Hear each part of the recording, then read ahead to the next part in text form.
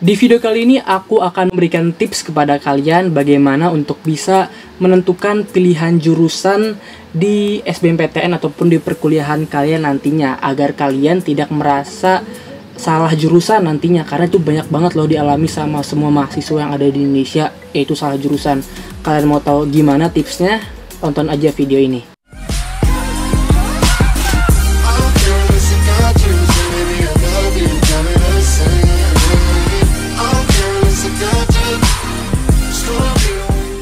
Oke, halo guys, selamat datang kembali di channel YouTube aku, Bat Oliver. Buat kalian semua yang udah subscribe, thank you banget. Dan jangan lupa juga untuk klik tombol loncengnya agar kalian tidak ketinggalan informasi-informasi terbaru dari video aku di channel YouTube ini.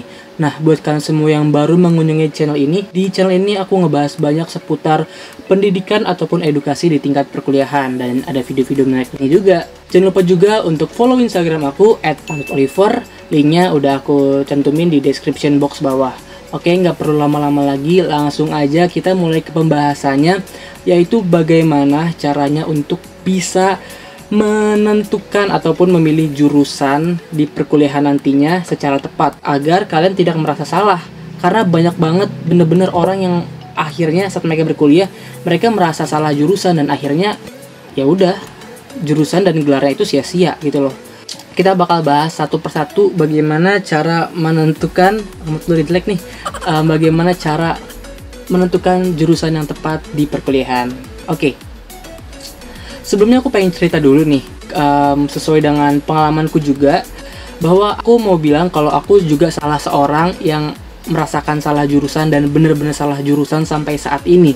Kenapa? Karena banyak hal-hal yang sebelumnya aku lakukan tuh salah saat aku mendaftar di perkuliahan, dan akhirnya aku juga pengen sharing ini, dan aku nggak pengen kalian merasakan apa yang aku rasakan dan temen-temen di luar sana yang rasakan ketika mereka sudah salah jurusan. Kan nggak pengen kan ketika kalian berkuliah tapi kalian merasa nggak nyaman dan akhirnya kalian ya udah putus asa kalau nggak menjalankan kuliah hanya supaya cepat lulus aja. Jangan sampai kayak gitu. Nah, di sini aku udah bikin sekitar 4 poin utama gimana caranya kalian bisa memilih jurusan yang tepat di perkuliahan nantinya. Oke, jadi untuk poin yang pertama, aku mau bilang bahwa research is a key. Why this very important? Karena bener-bener ya, research itu sangat penting ketika kalian ingin meng-apply untuk sebuah jurusan. Kenapa? Karena kebanyakan orang kurang mendapatkan informasi tentang apa yang akan mereka pelajari nantinya di perkuliahan, seperti itu. Contohnya nih, banyak banget orang anak-anak SMA nih saat pengen daftar di perkuliahan karena mereka suka sama satu subjek. Contohnya kayak suka sama, kayak aku nih, aku dulu suka sama kimia, tapi ya nggak pengen masuk kimia murni gitu kan, ataupun kimia di fakultas MIPA. Aku pengen yang lebih seru, akhirnya aku pengennya di teknik. Tapi aku juga nggak tahu bahwa sebenarnya di teknik itu banyakan malah pelajaran kayak fisika, matematika, dan juga ilmu-ilmu alam yang bener-bener apa ya, harus bener-bener dipahami gitu loh. Dan itu susah banget, dan itu aku nggak suka gitu loh. Bahkan aku sebenarnya suka lebih bagaimana aku bisa bersosial dengan orang, dan seperti itu loh, berhubungan dengan orang, bukan yang tidak berhubungan dengan orang. Nah, di situ salah satunya. Karena kenapa? Karena aku sangat kurang dalam meriset apa yang ingin aku pelajari nantinya saat aku berkuliah. Jadi aku memberikan saran kepada teman-teman, ketika kalian udah pengen kuliah, menetapkan sebuah jurusan di perkuliahan kalian nantinya, itu kalian bisa melakukan riset dengan cara mengetahui pelajaran apa aja sih yang akan kamu dapatkan saat kamu berkuliah di jurusan tersebut. Kalian bisa menggunakan cara yaitu dengan men-search di Google, yaitu dengan cara mengklik yaitu kurikulum, tulis aja kurikulum, nama jurusan, dan juga nama universitasnya. Contoh, kalian tulis kurikulum kedokteran Universitas Indonesia. Nanti di situ biasanya langsung keluar mata kuliah yang ada dari semester awal sampai kuliah akhirnya, tingkat akhir gitu loh. Kayak kalian mau kuliah apa lagi nih? Kuliah kurikulum teknik sipil Institut Teknologi Bandung. Itu kalian bisa search aja dan bakal keluar kurikulumnya apa aja mata kuliah yang kalian dapatkan. Jadi dari situ kalian bakal mengetahui bahwa di jurusan itu banyak mempelajari apa nih. Contohnya banyak mempelajari manajemen, banyak mempelajari tentang ilmu sosial, atau malah semuanya ada gitu. Jadi research itu sangat penting. Nah, yang kedua, kenapa sih poin ini juga sangat penting? aku mau bilang bahwa poin keduaku adalah long life learning. Ini nggak cuma berlaku ketika kalian menjadi seorang mahasiswa kedokteran ataupun mahasiswa kayak psikologi yang at the end of the day bakal menjadi profesi mereka, harus menjadi profesi mereka. Tetapi ini benar-benar penting buat kalian semua, karena ketika kalian sudah memutuskan untuk berkuliah di jurusan itu, ini nggak cuma sekedar kalian mendapatkan sebuah gelar dan bisa kerja sebebas mungkin. Oke lah, emang bisa bekerja bebas mungkin.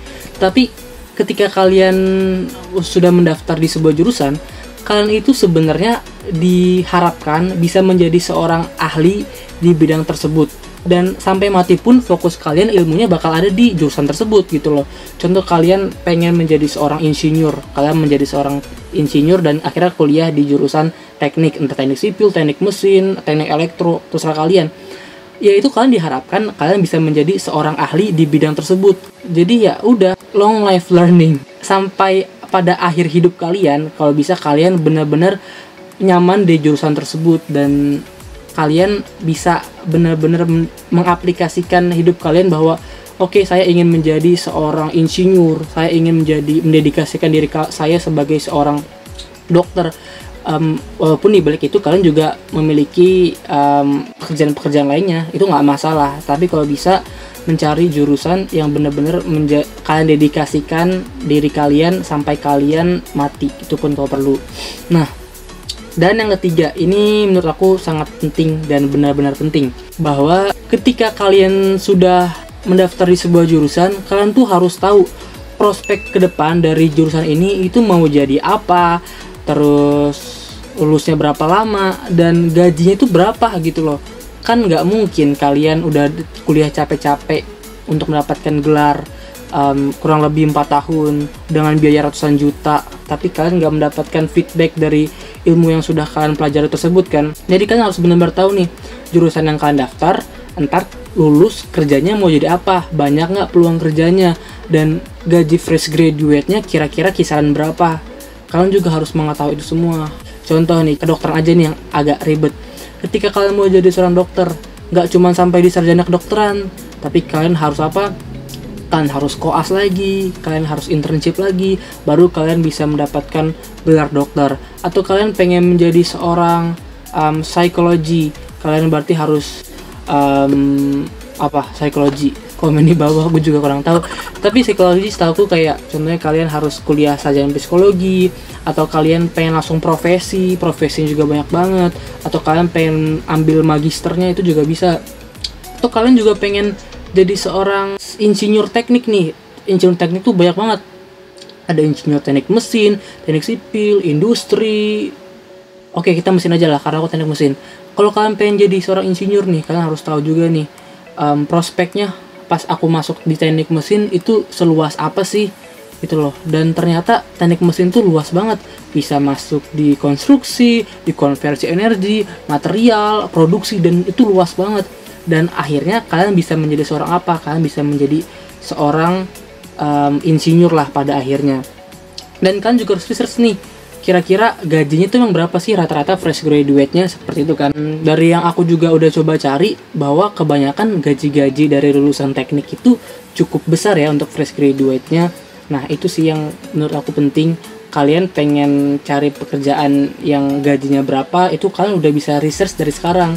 Apakah kalian pengen mendaftar di jurusan yang cuman gaji-gaji UMR, atau kalian pengen yang di atas UMR, jauh di atas UMR, itu terserah kalian, karena kalian bisa menentukannya sendiri dan kalian bisa research dari sekarang.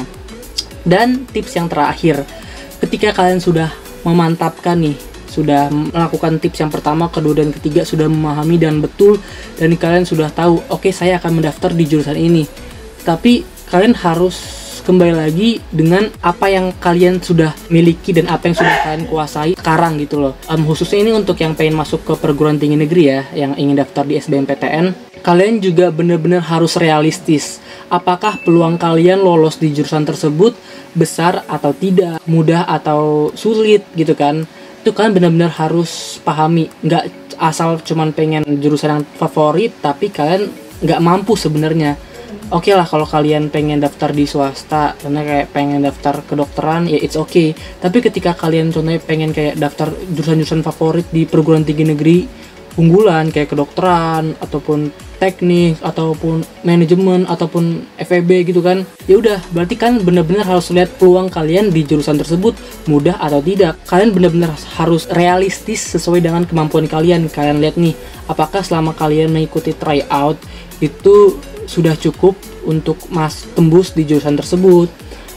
Terus kalian lihat nih, apakah keketatannya sangat tinggi atau daya tampungnya juga banyak. Itu kan juga harus melihat peluangnya agar kalian bisa lolos di jurusan yang kalian inginkan. Intinya sih kalau yang terakhir ini kalian benar-benar harus realistis, karena ini kembali lagi ke pengalamanku, dimana ya udah pada akhirnya banyak orang ketika kalian pengen jurusan yang tinggi, tapi kalian harus sadar juga bahwa otak kita nggak nyampe, akhirnya kita turunin yang masih setipe dengan jurusan tersebut.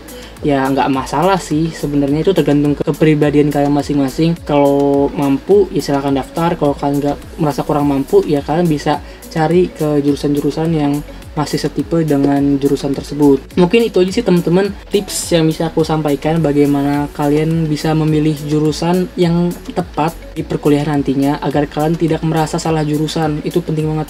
Salah jurusan itu bakal ngebuat kalian nggak nyaman ketika kalian melaksanakan perkuliahan selama kurang lebih 4 tahun. Seriusan.